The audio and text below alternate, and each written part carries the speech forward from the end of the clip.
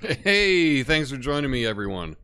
Welcome on this Friday. What is today? Is it August 11th? How about that? My name's Tom Coffee. This is a Coffee Nuance Show. It's a Friday, a Fact Check Friday. We're streaming live on YouTube and on Rumble, rumble.com/Coffee Nuance/live. Oh yeah, we got a good one today. Let's take a wild roller coaster ride into the realm of the promoted liars and the locked up truth tellers. Buckle up, because it's a ride you won't forget, and trust me, the twists and turns will leave you wondering if we're living in some kind of satirical novel. So, first up, we've got Glenn Kessler, the fact-checker maestro from the Washington Post. Now, don't get me wrong, fact-checking is like being the referee in a heated match, but Kessler's got moves that even Houdini would envy. Remember the unforgettable October 2020 New York Post article that had us all questioning Joe Biden and his son Hunter's Burisma escapades? Well, Kessler, in his grand debut, swooped in and declared, "Hold your horses, folks. No meeting ever took place." But just when you thought the show was over, he pulled a magician's hat trick update. An update, yes. Suddenly he's saying, okay, maybe there was a teensy-weensy meeting, but it was quicker than a hiccup. Don't worry about it. And hold on tight, because we got more loops. Guess what? Kessler never quite mustered up the courage to write a full retraction or offer an apology. Nope. He's on a roller coaster that only goes up, while truth tellers face the drop of doom. Let's talk about Julian Assange, the digital truth warrior. He showed us that when you shine a light on the murky corners of power, you're basically signing up for a crash course in legal turmoil. Assange, a modern-day whistleblower, dared to publish classified documents that sent government scrambling. And what did Assange get for his audacity to tell the truth? Well, extradition battles, legal nightmares, and more suspense than a Hitchcock movie. It's like the universe is saying, sure, you can juggle swords, but expose our secrets? Well, we're going to throw you into the lion's den. It's almost comical, isn't it? The liars get promoted, their Pinocchio noses growing longer with every fib, while the truth tellers, the ones who dare to say, hey, world, this is what's really going on, they find themselves locked up, like they're starring in some kind of Kafkaesque play. So let's raise your glass to Glenn Kessler, the fact checker, magician, yes, and to Julian Assange, the truth crusader. In a world where the theater of the absurd seems to be the main act, let's remember that it's the truth tellers that pay the price for flipping on the spotlight. While the roller coaster might leave us dizzy, let's stand up and cheer for those who keep reminding us in this topsy-turvy world, the ones who dare to reveal the truth are the real heroes. Cheers to them. Cheers to all of you. My name's Tom Coffee. This is the Coffee Nuance Show. The best damn censored commentary and news show live right now. Flame on.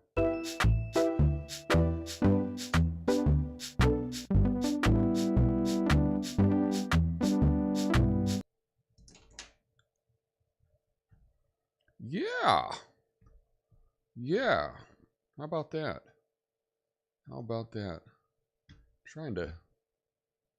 Where's my other window? There we go. Oh, so I'm glad you all could join me today. Thank you for that. We got a good one. We're talking about this Glenn Kessler, chief fact checker at the Washington Post. But here we go. Here's the article that we're talking about.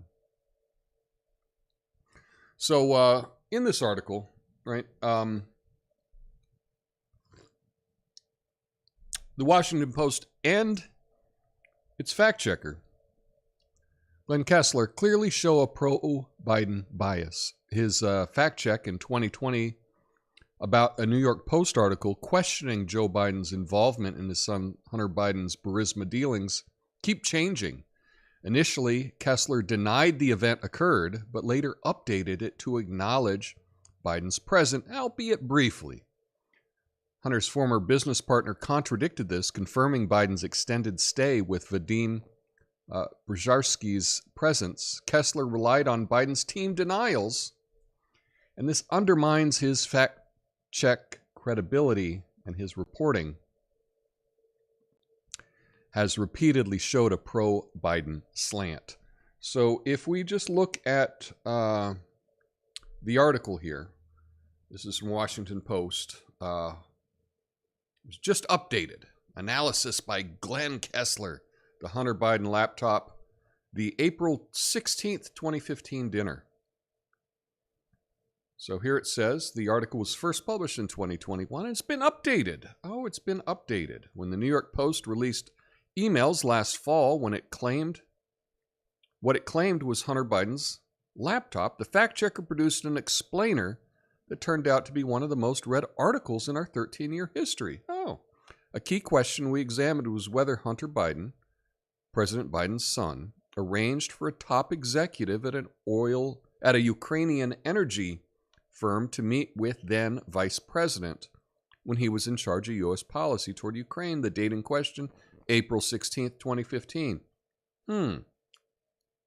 So this is what Glenn did at the time. A campaign spokesman for Joe Biden said, a review of Biden's schedule for that day found no record of any such meetings. Officials who worked for him in 2015 also told the fact checker that no such meeting took place. So there we go.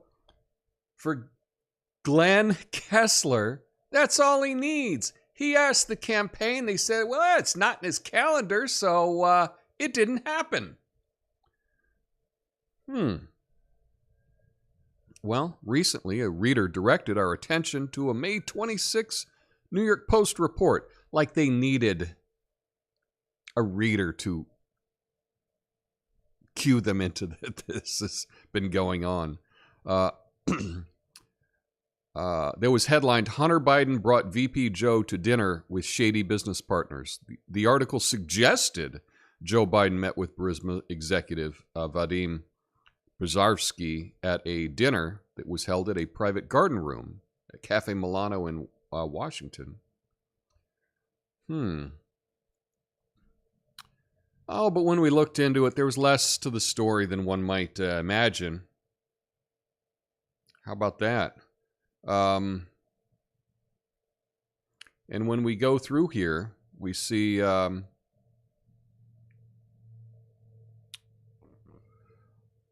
someone there said, recalled the dinner involved about 10 to 12 people in a private room, but that Joe Biden didn't even sit down. He's not part of the dinner or part of the dinner discussion. Instead, he spoke with some other guy. Well, now we got an update. Hunter Biden's former business partner, Devin Archer, asked specifically about this report, disputed the recollections that Biden only spoke to Carlutosis. Quote, I remember just a regular dinner where there was a table of conversation and, talked about the World Food Program probably, he said, adding, there were no business deals specifically discussed ever at any of those meetings.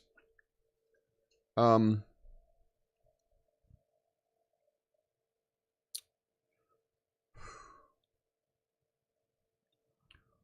mystery as to why the drop-by was not listed on Joe Biden's schedule. Not everything is always listed on a presidential or vice presidential schedule, but the New York Post quotes an email from Hunter Biden. Dad will be there, but keep that between us for now. So this goes all into the updates about this story. And even when presented with contradictory testimony, he's just saying, you know what? Okay, maybe he was there. Big deal. Big deal. We'll do a little update at the bottom of the page. And the excuse is, hey, we asked the campaign and the campaign didn't have it on the schedule, so that's good enough for us. Would that be good enough for a story on Trump? Would that be good enough for a story on anyone else? I doubt it. I doubt it. And the point here is that if you carry water for the regime, if you carry water for the people in charge, you're rewarded. Glenn Kessler, chief fact checker at Washington Post. Top guy. Yeah. Julian Assange, still waiting extradition. So that's the differences between telling the truth and promoting propaganda. So perhaps I need to change the focus of my channel.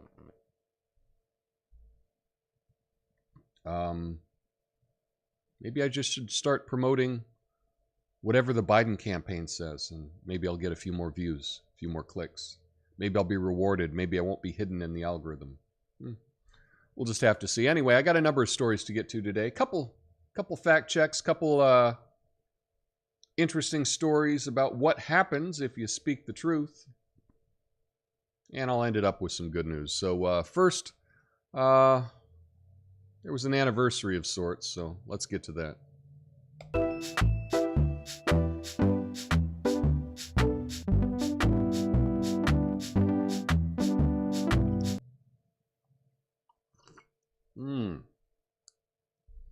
Newsflash.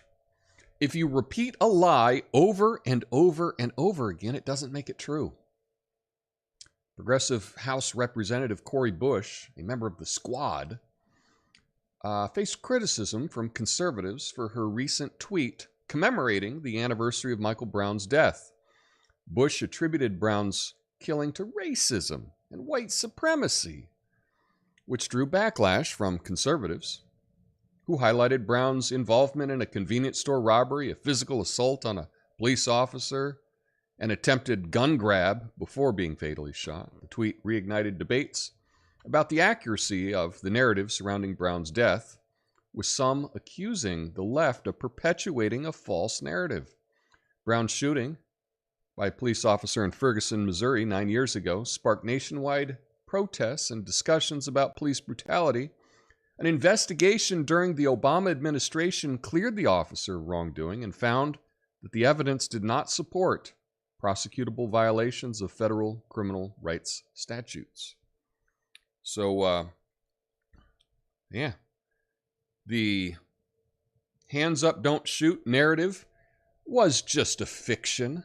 It has been completely debunked, and yet there are people still promoting that lie. And what happens is, if you promote this lie, right, you can be Cori Bush, and you can continue to repeat this over and over and over again, and there's really no repercussions for flat out lying to the American public. It's not even met with criticism from the corporate media. It's pretty incredible, actually. Pretty incredible. So you lie, you get promoted. You tell the truth, well, let's just see what happened in this next story.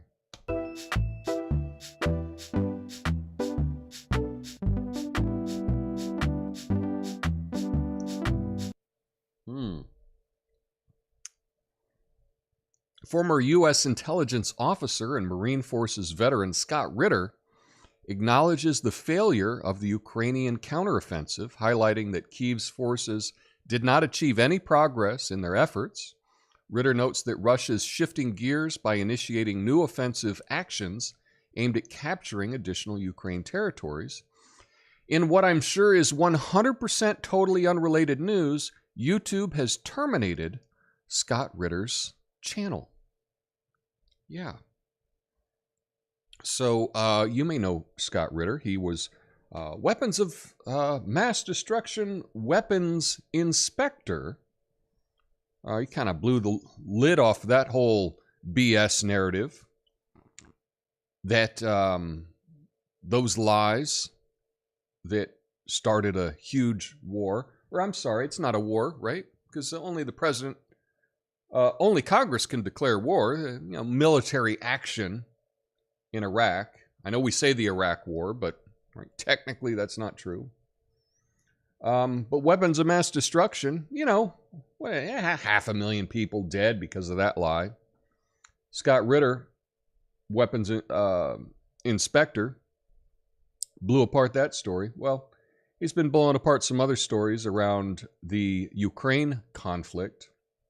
And I'm sure that it is 100% just a coincidence that his YouTube channel was terminated. Yeah. Well, that's what you get for trying to report things, I guess. I'm not sure. Perhaps he put out some... The stream, is it playing on YouTube? It is started. Okay. Yeah. Just saw the comments there. I think we're live everywhere. Cool.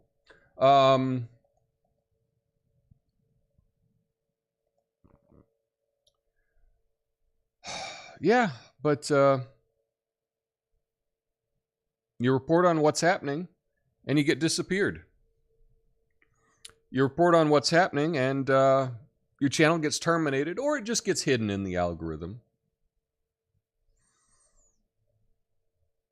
It's a good thing Scott Ritter is in Ukraine, because he might go the way of Gonzalo Lira, U.S. citizen in Ukraine who's detained for speaking out against the current conflict in Ukraine. So anyway, that's the theme today. You speak out, you get punished. Tell the truth, you get punished. You lie, keep that cushy job. Anyway, speaking of corruption,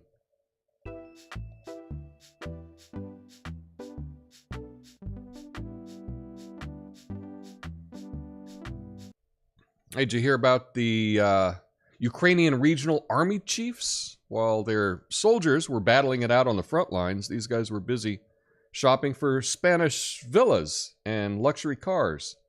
I mean, I heard of retail therapy, but this takes it to a whole new level. Honey, I need a new SUV and a country estate, and for when I need to unwind from my demanding job of not being on the front line. But hey, at least they're giving fighting corruption an entire new meaning, right? Here's the story. In Ukraine, a scandal has emerged involving regional army chiefs who allegedly purchased luxury items while soldiers were on the front lines. President Zelensky responded by firing them, aiming to reduce corruption in recruitment by replacing them with wounded soldiers. This highlights Ukraine's ongoing battle against corruption, a concern that's drawn international attention. And I'm sure Zelensky was like, hey, I'm the only one that gets to buy luxury Spanish villas and luxury, and have my wife go on luxury shopping trips in Paris, right? Army generals, you can't do that. That's only for me and my cabinet. So good. It's good to just, that we're wiping out corruption prior to this conflict in the country that was deemed the most corrupt country in Europe. But I'm sure things are going in the right way. Well, speaking of going in the right way, we got this.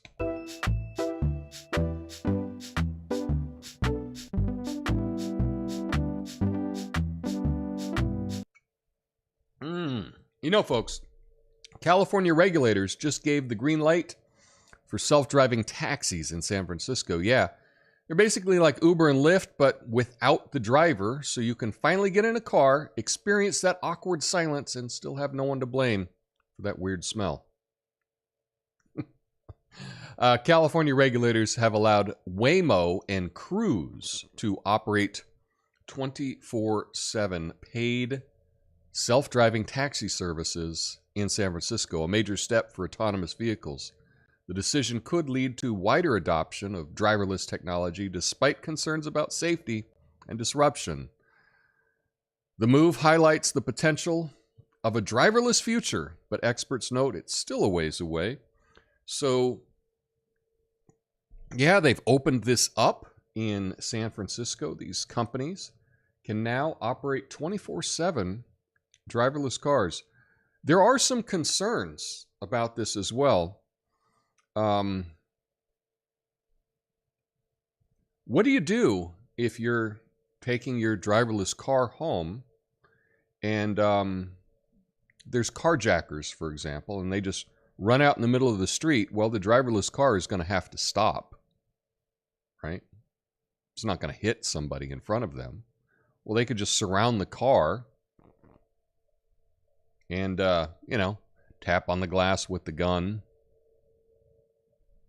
point the gun at the passenger. They're all by themselves. There's nothing they can do. They can't control the car. They can't make the car drive through the carjackers.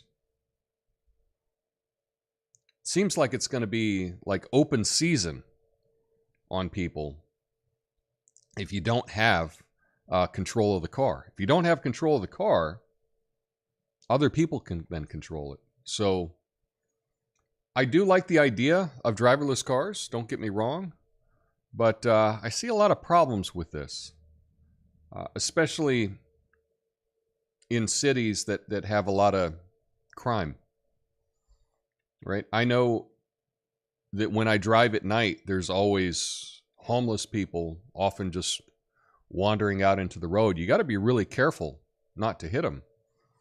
But these driverless cars are just going to have to stop for them. And I don't know. I think it does put the passenger in danger. That's for sure. So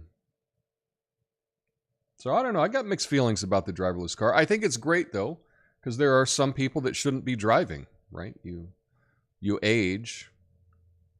You're not quite as sharp as you once were when you're driving. So at that point, having a driverless taxi be able to take you around really is a godsend. And what about people with disabilities that don't have the ability to drive? This now gives them an opportunity that they didn't have before. So that's a good thing. With everything, there's pros and cons, right? And yeah, we'll just have to see what happens with that. Anyway, I got to have some good news to go out on Friday, right? Good news. So let's get to some good news.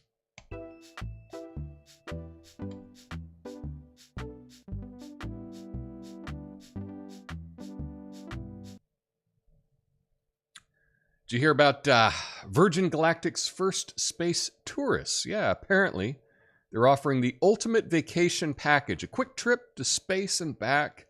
It's like the shortest out-of-office message ever. Gone to space, be back in an hour, don't touch my stuff.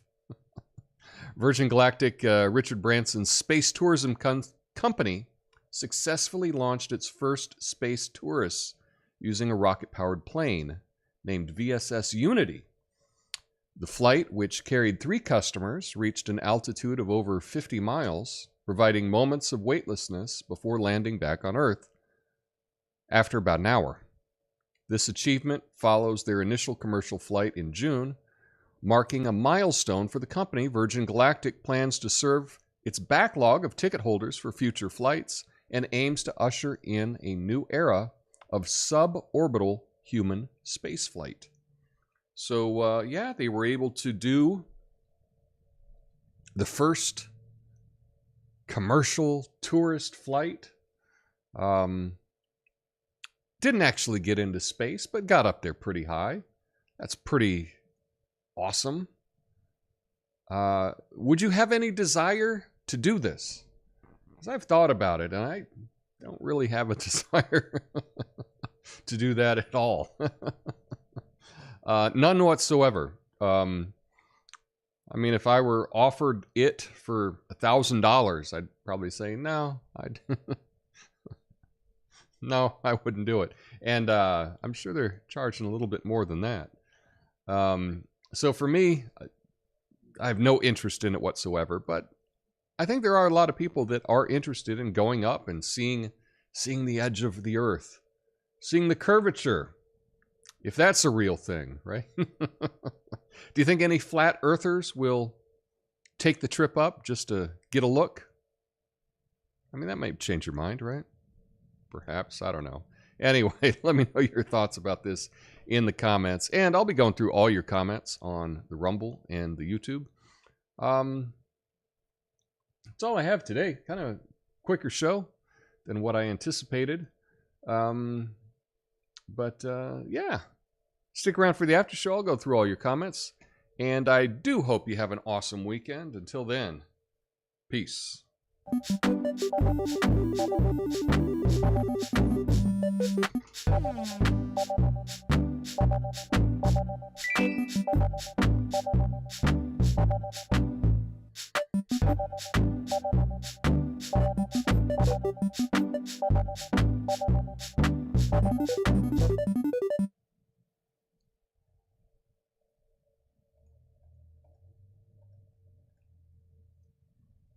Yes, Doggo, thank you. $5.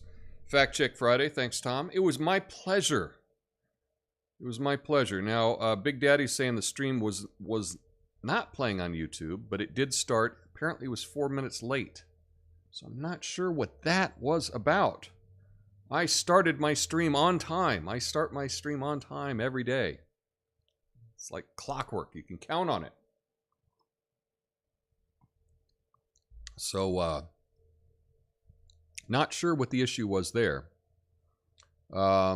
Lucid Moments checking in. Natasha, I'm here listening at double speed. Okay. Don't forget 10% for the big guy. Of course. Big guy always needs 10%. Good is called evil. Evil's called good. Sign of the times. The end times. Exciting. Well, let's not...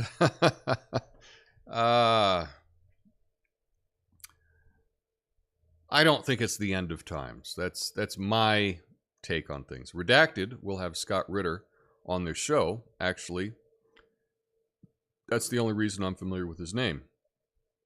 Okay, well that is good to know. Redacted is whose show is Redacted? I know the name of the show, but I'm forgetting offhand who has that show. Is that I know there's Redacted tonight, and that was with Lee Camp.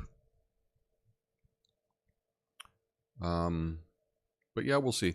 I thought Disappeared was more sinister than Canceled. Scott Ritter has only been canceled, right? Yeah, canceled. As far as I know, he's still alive. Yeah. I heard the Ukraine can't manage to remove dead soldiers from the front line, so the soldiers who are still alive are experiencing the sight and smell of rotting corpses.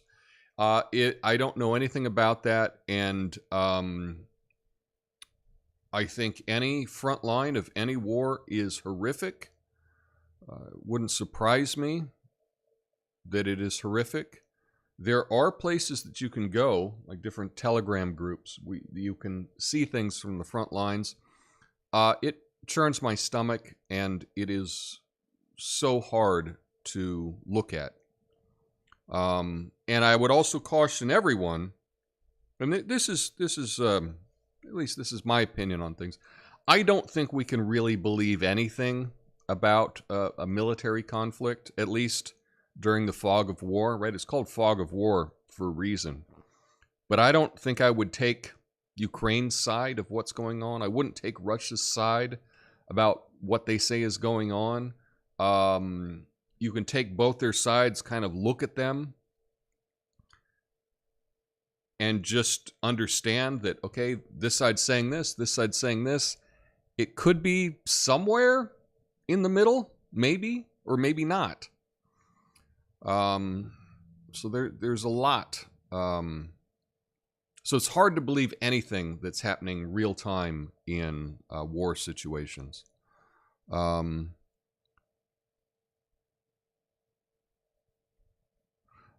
doesn't YouTube start its own channel and they can tell us exactly what they want us to hear and cut out the middleman? That'd be a little too obvious, I guess. Right? Amphibious says, thank you for putting this show on and giving common sense a voice. It's refreshing. Well, thank you, Amphibious. Amphibious. That's a fun name. I like that. Thank you for the encouragement. I appreciate that. I saw a video on Ukrainian people vacationing on the beach yesterday. Yeah, you know what? That's a lot. There's a lot of different propaganda on both sides and all sides and third sides and everything like that. A lot of times when... So one of the major things to keep in mind is there can be a lot of things that can be true at the same time, right? There could be a war going on, and there could be some people going on vacation where the war isn't, okay? And that doesn't necessarily mean that those people are just like oblivious to the war. It could be, we need to get away for a week. You know, this is just horrible. And a lot of times those videos that they show people partying or things like that, they're actual videos, but they may have been from a couple years ago. And often they're mislabeled, right? So it could be, oh, look at these Russian kids celebrating the death of someone. And it's like, you look into it and it's like, oh, this was like a Russian prom. And that was it. And it had nothing to do with them celebrating the death of someone, right? So a lot of times when you see video, especially on social media, you need to check and make sure that it's actually the source of it, like find out where it was first published, and also find out if it's recent or not. Because a lot of times these videos may be a couple years old, and people are just reusing them for propaganda reasons. So something to keep in mind. Natasha says, shoot, I'm such a control freak about driving. I bought a standard instead of an automatic. I too have a standard. So, exactly. Redacted is Clayton and Natalie Morris. Okay, thank you. Well, I will be on the lookout for that show. I'll give it a search. Lucid Moment says, yeah, I'm not going to space. When they have a flying record like the airlines, I'll consider it. Okay. Airline pilots say it's flat. Yeah, I've seen that too. Oh, Fred here says, I'm in Miami, Tom, enjoying myself very much. Love your show. Greetings, Fred. You're looking sharp, by the way. Lost some weight. Good job. Thank you. I'm still working on it. Still working on it. Eventually, right? Eventually, I'll show the six-pack. So we're getting there. But you're in Miami, Fred. Oh, man, I hope you have a beautiful time over in Florida. So that is fantastic. If you make it out to the West Coast, hit me up.